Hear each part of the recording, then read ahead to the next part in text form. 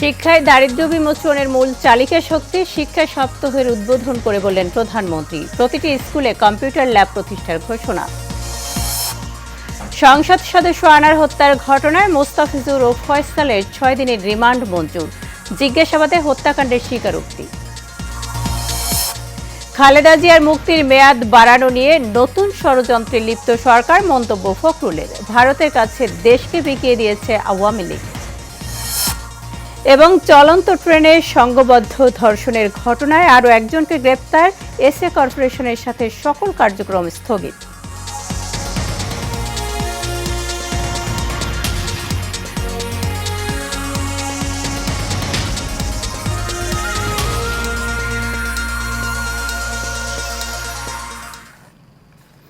স্বাগত Asian prime নিউজের সঙ্গে আছি আমি শারমিন জাহান মেরি। শুনছিলেন বিআরবি কেবল ইন্ডাস্ট্রিজ লিমিটেড সংবাদ শিরোনাম। এবার যাব পুরো সংবাদে। শিক্ষায় বাংলাদেশের দারিদ্র্য বিমোচনের মূল চালিকা শক্তি হবে বলে জানিয়েছেন প্রধানমন্ত্রী শেখ হাসিনা। রাজধানীর ওসমানী স্মৃতি মিলনায়তনে প্রাথমিক শিক্ষা সপ্তাহ 2024-এর উদ্বোধনী অনুষ্ঠানে কথা বলেন তিনি। এ সময় প্রাথমিক পর্যায়ের প্রতিটি স্কুলে কম্পিউটার ল্যাব করে দেওয়ার ঘোষণা দিয়ে শিশুদের মেধা বিকাশে নতুন শিক্ষা কারিকুলাম তৈরি করা হচ্ছে বলেও জানান সরকার প্রধান। কাউসার আহমেদের রিপোর্টে বিস্তারিত। শিশুবান্ধব প্রাথমিক শিক্ষা, স্মার্ট বাংলাদেশের দীক্ষা, এই প্রতিপাদ্য নিয়েই শুরু হয়েছে জাতীয় প্রাথমিক শিক্ষা সপ্তাহ। রাজধানীর ওসমানী স্মৃতি মিলনায়তনে আয়োজিত শিক্ষা সপ্তাহ এবং প্রাথমিক শিক্ষা পদক প্রদান অনুষ্ঠানে যোগ দেন প্রধানমন্ত্রী শেখ হাসিনা। অনুষ্ঠানে পদকপ্রাপ্তদের হাতে জাতীয় প্রাথমিক শিক্ষা পদক 2023 তুলে দেন প্রধানমন্ত্রী। এ সময় শিক্ষার প্রসারে সরকার বিভিন্ন উদ্যোগের কথা উল্লেখ করে প্রধানমন্ত্রী বলেন, প্রাথমিক পর্যায়ে প্রতিটি স্কুলে কম্পিউটার ল্যাব করে দেওয়া হবে। একই সাথে দেশে সুষম গণমুখী শিক্ষা ব্যবস্থা গড়ে তোলা হবে। আমরা মনে করি যে দারিদ্র্যমুক্ত বাংলাদেশ গড়ে তুলব, কিন্তু এই দারিদ্র্যমুক্ত করতে হলে এর মূল শক্তিটাই আসবে শিক্ষিত জনগোষ্ঠী। শিক্ষাই দেবে একটা দেশকে দারিদ্র্যমুক্ত করার সব ধরনের সুযোগ। আমরা সেটাই মনে করি। কাজে সেই ক্ষেত্রে আমি মনে করি যে প্রযুক্তির মাধ্যমে শিক্ষা এটা বিশ্বকে জানার একটা সুযোগ হবে, এবং সেইভাবে শুধু বই পড়ে না, সচক্ষে দেখে শিক্ষা নেওয়া। এই ছোট্টবেলা থেকে যত বেশি তারা শিখতে পারে ততই ভালো। প্রধানমন্ত্রী বলেন, দারিদ্র্য মুক্তির মূল শক্তি হবে শিক্ষা। তাই এসব শিশুদের মেধা বিকাশে নতুন শিক্ষা কারিকুলাম তৈরি করা হচ্ছে। যে আমরা একটা সুষম, জনকল্যাণমুখী, সার্বজনীন, মানসম্মত শিক্ষা ব্যবস্থা করতে চাই।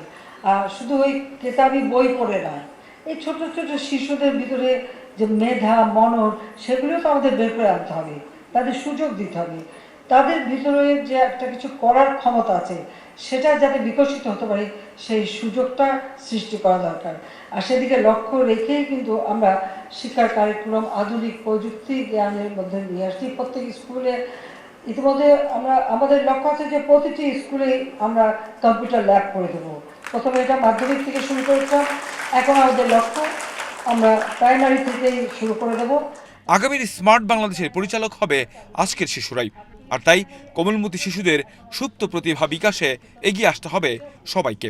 কাজে আমি এটাই বলবো যে সকলকে এইভাবে এক হয়ে কাজ করলে আমরা এই দেশটাকে এগিয়ে নিয়ে যেতে পারবো। কাউসার আহমেদ, এশিয়ান টেলিভিশন, ঢাকা। ঝিনাইদহ 4 আসনের সংসদ সদস্য আনোয়ারুল আজিম আনার হত্যার ঘটনায় গ্রেপ্তার মোস্তাফিজুর রহমান ও ফয়সাল আলীর 6 দিনের রিমান্ড মঞ্জুর করেছে আদালত। দুপুরে ঢাকা মেট্রোপলিটন ম্যাজিস্ট্রেট মোহাম্মদ আতাউল্লাহর আদালত রিমান্ডের এই আদেশ দেন। এর আগে গতকাল চট্টগ্রামের সীতাকুণ্ডের একটি মন্দির থেকে তাদের গ্রেপ্তার করে গোয়েন্দা পুলিশ। পরে তাদেরকে ঢাকায় আনা হয়। ঢাকা মহানগর গোয়েন্দা পুলিশের অতিরিক্ত কমিশনার হারুনার রশিদ জানান, সীতাকুণ্ড পাহাড়ে পাতালকালী নামক একটি মন্দিরে মোস্তাফিজুর ও ফয়সাল নিজেদের নাম পরিচয় গোপন করে অবস্থান নেয়। ডিএমপি ডিবি প্রধান আরও বলেন, গ্রেপ্তারকৃত এই দুজনেই এমপি আনার হত্যাকাণ্ডে সরাসরি জড়িত ছিল। তারা হত্যাকাণ্ডে শিমুল ইয়াভার সহযোগী হিসেবে কাজ করছিলেন। প্রাথমিক জিজ্ঞাসাবাদে গ্রেপ্তারকৃতরা হত্যায় জড়িত থাকার বিষয়টি স্বীকার করেছেন বলেও জানান তিনি।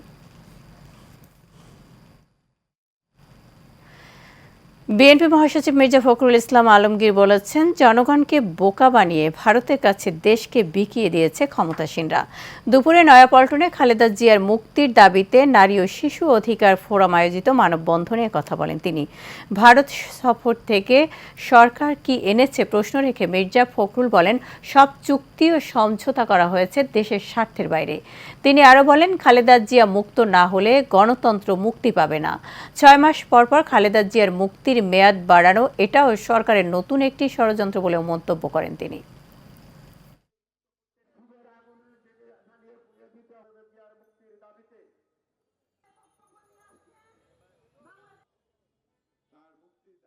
তিস্তার পানি সমস্যা, যেটা বন্টন যে সমস্যা, সেটাকে আপনি বাতিল করে দিলেন, অর্থাৎ তিস্তার পানি বন্টনের সমস্যা হইল না। অভিন্ন নদীগুলোর পানি বন্টনের কোনো সমস্যা হইল না। এইভাবে আপনার দেশকে পুরোপুরিভাবে ভারতের কাছে একেবারে জিম্মি করে দিচ্ছে। আপনার সীমান্তে হত্যা হচ্ছে প্রতিদিন, গতকালও হত্যা হয়েছে। এই বিষয়ে একটা কথা আপনারা বলেন নাই এই সফরে। সিলেট থেকে ছেড়ে আসা উদয়ন এক্সপ্রেসে এক নারীকে সংঘবদ্ধ ধর্ষণের ঘটনায় আরও একজনকে গ্রেপ্তার করেছে পুলিশ। এ নিয়ে গ্রেপ্তারের সংখ্যা দাঁড়ালো 4 জন। সকালে রাসেল নামের এক আসামিকে নোয়াখালীর বেগমগঞ্জের কুতুবপুর এলাকা থেকে গ্রেপ্তার করা হয়। পুলিশ জানায়, বুধবার রেলওয়ে থানায় 4 জনকে আসামি করে মামলা করেন ভুক্তভোগী নিজেই। 4 জনেই রেলওয়েতে কাজ করা এসএ কর্পোরেশনের কর্মচারী। এর মধ্যে জামাল শরীফ ও রাশেদুলকে বুধবারে গ্রেপ্তার করা হয়। তাদের বিরুদ্ধে 7 দিনের রিমান্ড আবেদন করা হয়েছে। ভুক্তভোগী নারী চট্টগ্রাম মেডিকেলের ওয়ান স্টপ ক্রাইসিস সেন্টারে ভর্তি আছে। এ ঘটনায় এসএ কর্পোরেশনের সাথে সকল কার্যক্রম স্থগিত করেছে পাহাড়িকে উদয়ন এক্সপ্রেস ট্রেন। প্রধানমন্ত্রী শেখ হাসিনার বলিষ্ঠ নেতৃত্বে দেশের আকাশ সীমার উপরে যেকোনো হুমকি মোকাবেলায় বিমান বাহিনী পরিপূর্ণ সক্ষমতা নিয়ে সর্বদা প্রস্তুত, এমনটাই জানিয়েছেন বিমান বাহিনী প্রধান এয়ার মার্শাল হাসান মাহমুদ খান। যশোরে বিমান একাডেমিতে বিমান বাহিনীর গ্রীষ্মকালীন রাষ্ট্রপতি কুচকাওয়াজ ও 84তম ওয়াফা কোর্স অনুষ্ঠানে কথা জানান তিনি। কুচকাওয়াজ শেষে 13 জন নারীসহ সকল কমিশন প্রাপ্তদের ব্যাচ পরিধানের মাধ্যমে বরণ করে নেন বিমান বাহিনী প্রধান। সোহাগ মিয়ার তোলা ছবিতে যশোর থেকে ঘুরে এসে বিস্তারিত জানাচ্ছেন নূর মোহাম্মদ ভূঁইয়া। বাংলার আকাশ রাখিব মুক্ত, এই স্লোগানে সর্বদা উজ্জীবিত বাংলাদেশ বিমান বাহিনী। স্লোগানের মতো দেশের অবদানেও কাজ করে যাচ্ছে বাহিনীটি। বৃহস্পতিবার সকালে যশোর বিমান বাহিনী একাডেমি প্যারেড গ্রাউন্ডে বিমান বাহিনীর 84তম বাফা কোর্স ও ডিরেক্ট এন্ট্রি 2024 কোর্সের কমিশন প্রাপ্তি উপলক্ষে অনুষ্ঠিত হয় গ্রীষ্মকালীন রাষ্ট্রপতি কুচকাওয়াজ। এতে প্রধান অতিথি হিসেবে যোগ দেন বিমান বাহিনীর প্রধান এয়ার মার্শাল হাসান মাহমুদ খান। এদিনে 84তম রাষ্ট্রপতি কুচকা আওয়াজে নতুন করে যুক্ত হল 59 জন আকাশ প্রহরী। বেজ পরিধানের মাধ্যমে নতুন ক্যাডেট অফিসারদের সংবর্ধনা জানান বিমান বাহিনীর প্রধান। কমিশন প্রাপ্তিতে অনুভূতি প্রকাশ করেন নতুন কমিশন প্রাপ্ত কর্মকর্তারা। মূলত সোর্ড অফ অনার আমাদের সকলের জন্য একটি গৌরবের প্রতীক এবং সম্মানের প্রতীক। এই সোর্ড অফ অনার এটি অর্জন করতে পেরে আমি নিজেকে সৌভাগ্যবান মনে করি। আমার বাবা একজন সামরিক কর্মকর্তা ছিলেন, আমার খুব ইচ্ছা ছিল তাকে যাতে আমি গর্বিত বোধ করাতে পারি। তো আমি আমার বাবা যখন আজকে আমাকে র্যাঙ্ক পড়ানোর সময় আমাকে স্যালিউট করলো, তো ওই জিনিসটা আমার সব থেকে বেশি চোখে পড়েছে।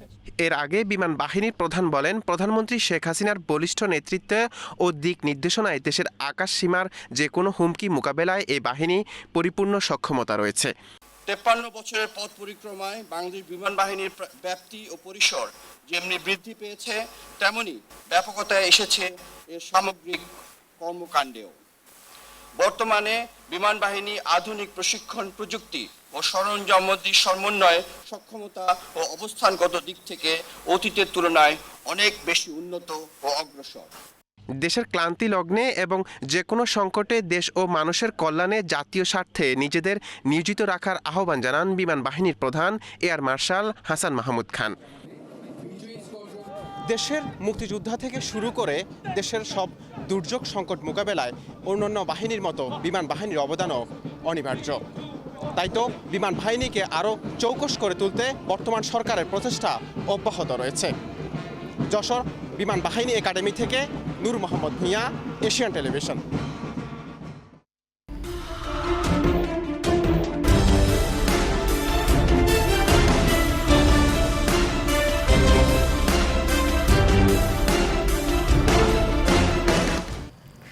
ছাগলকাণ্ডে ফেঁসে যাওয়া সরকারি কর্মকর্তা মতিউর রহমানের প্রথম স্ত্রী নরসিংদীর রায়পুরা উপজেলা পরিষদের চেয়ারম্যান লায়লা কানিজ লাকির নামে বেনামে রয়েছে অঢেল সম্পত্তি।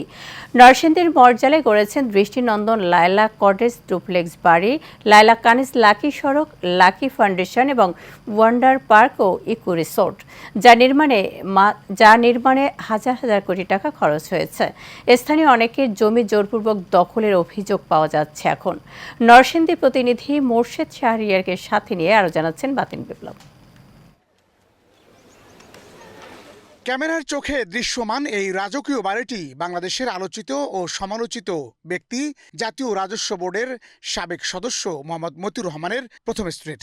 একজন শিক্ষক থেকে এমপি হওয়ার স্বপ্ন নিয়ে যিনি এগিয়েছিলেন বহুদূর, কিন্তু ইফাদ নামের দুষ্টু ছেলের সরলতায় বেরিয়ে গেছে সব অন্ধকার অলিগলি। লায়লা কানিজ লাকি ঢাকার সরকারি তিতুমির কলেজের সহযোগী অধ্যাপক ছিলেন। শিক্ষকতা পেশা পরিবর্তন করে রাতারাতি রাজনীতিতে যোগ দিয়ে রাজনৈতিক নেতা বনে যান। প্রথমে রায়পুরা উপজেলা আওয়ামী লীগের সদস্য, পরে স্থানীয় সংসদ সদস্য রাজিউদ্দিন আহমেদ রাজু এমপির ঘনিষ্ঠ আস্থাভাজন হিসেবে পরিচিতি লাভ করেন। 2023 সালে নরসিংদীর রায়পুরা উপজেলা পরিষদের সাবেক চেয়ারম্যান আব্দুস সাদেকের মৃত্যুতে উপনির্বাচনে প্রভাবশালী স্বামীর অর্থের প্রভাবে বিনা প্রতিদ্বন্দ্বিতায় চেয়ারম্যান নির্বাচিত হন লায়লা কানিজ লাকি। এই বাড়ি সম্পর্কে স্থানীয়রা বলেন, আমি তো জানি ডক্টর মতিউর রহমান, তো তার শ্বশুর বাড়ি এই বোন নামে বেশি এটা প্রচারিত। আমার যে সম্পদটা উনি দখল করে রাখছে, আমি তো সাধারণ পাবলিক, আমার ন্যায্য অধিকার যেটা, এটা তো সরকার দেখ বা উনি নিজে দেখ, আমার অধিকারটা দেওয়া দরকার। ওই সাথে রাস্তায় ব্লক করতে হলে তারপরে আমি 2 ডিসিম জায়গা কইছি, তো নেও ওইটা 10 লাখ টাকা দাম ধরছে আর কি, দাম ধরা পর আমার 1 লাখ 2 লাখ করে 4 লাখ টাকা দিছে। এরপরে আর কোনো টাকা হতো না। মতিউর রহমানের স্ত্রী ও তার পরিবারের সদস্যদের নামে থাকা একের পর এক সম্পদের তথ্য বেরিয়ে আসছে। এখন পর্যন্ত তার 2 স্ত্রী, সন্তান, ভাইবোন সহ নিকটজনদের নামে 6 জেলায় জমি, ফ্ল্যাট, শিক্ষা প্রতিষ্ঠান, রিসোর্ট সহ নানা সম্পত্তির খোঁজ পাওয়া গেছে। এর বাইরেও পুঁজিবাজারে তার বিপুল বিনিয়োগ রয়েছে।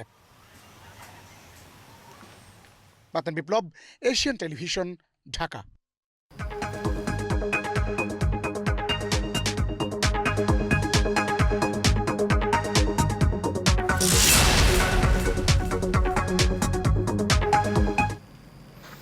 বাংলাদেশের electronics giant Walton hi-tech park পরিদর্শন করেছেন ঢাকাস্থ জার্মান দূতাবাসের উচ্চ পর্যায়ের এক প্রতিনিধি দল। সকালে পরিদর্শন শেষে প্রেস ব্রিফিংয়ে ওয়ালটনকে নিয়ে উচ্ছ্বাস প্রকাশ করে প্রতিনিধি দলের প্রধান, ঢাকায় নিয়োজিত জার্মান দূতাবাসের ভারপ্রাপ্ত রাষ্ট্রদূত জ্যান রুফ জেনস্কি। তিনি বলেন, ওয়ালটন বিশ্বমানের হাইটেক পণ্য উৎপাদন করছে। ওয়ালটনের অত্যাধুনিক উৎপাদন প্রক্রিয়া দেখে তিনি খুবই অভিভূত। ইউরোপে বাজার সম্প্রসারণে ওয়ালটনকে জার্মান দূতাবাসের প্রদত্ত সব ধরনের সহায়তা অব্যাহত থাকবে বলেও আশ্বাস দেন তিনি।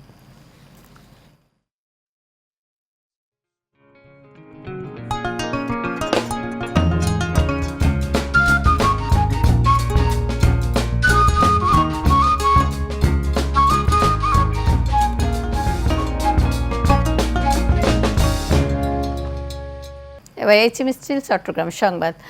2024-25 অর্থ বছরের জন্য 1981 কোটি 52 লক্ষ টাকার বাজেট ঘোষণা করেছে চট্টগ্রাম সিটি কর্পোরেশন। দুপুরে নগরের নন্দনকাননে থিয়েটার ইনস্টিটিউটে আয়োজিত বাজেট অধিবেশনে এ ঘোষণা দেন চট্টগ্রাম সিটি মেয়র বীর মুক্তিযোদ্ধা মোহাম্মদ রেজাউল করিম চৌধুরী। চশিকের ইতিহাসে এবার বাজেট বাস্তবায়ন হয়েছে রেকর্ড 88%। বাজেট ঘোষণার সময় মেয়র রেজাউল করিম চট্টগ্রামকে একটি আধুনিক এবং স্মার্ট নগর হিসেবে গড়ে তুলতে একগুচ্ছ পরিকল্পনা তুলে ধরেন। বর্তমান ও ভবিষ্যতের আলোকে নগরবাসীর আশা আকাঙ্ক্ষার প্রতিফলন ঘটানোর প্রত্যাশা করেন তিনি।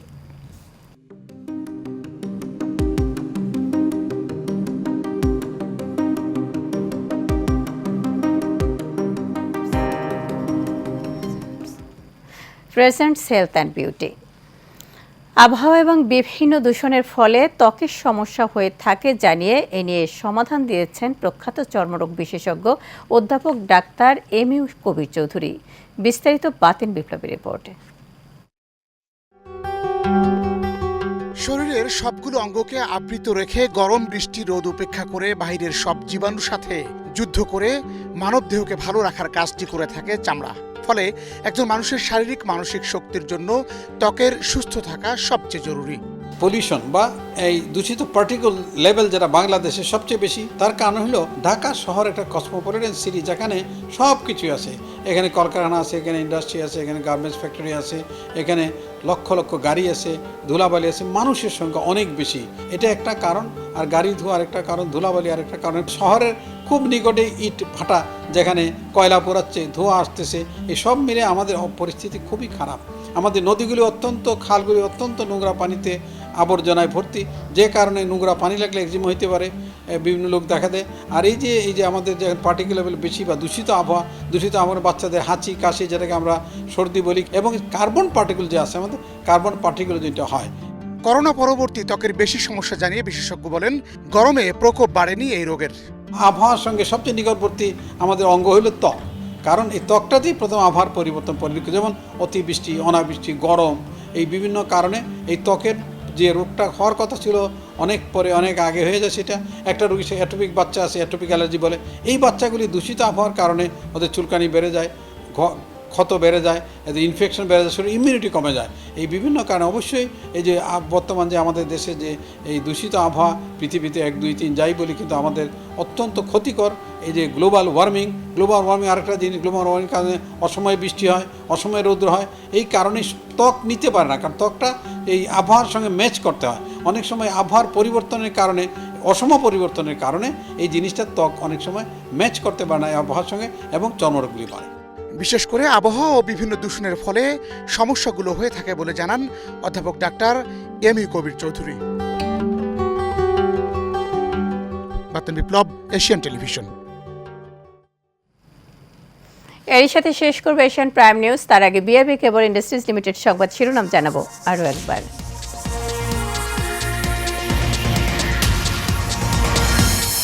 শিক্ষায় দারিদ্র্য বিমোচনের মূল চালিকা শক্তি, শিক্ষা সপ্তাহের উদ্বোধন করে বললেন প্রধানমন্ত্রী। প্রতিটি স্কুলে কম্পিউটার ল্যাব প্রতিষ্ঠার ঘোষণা।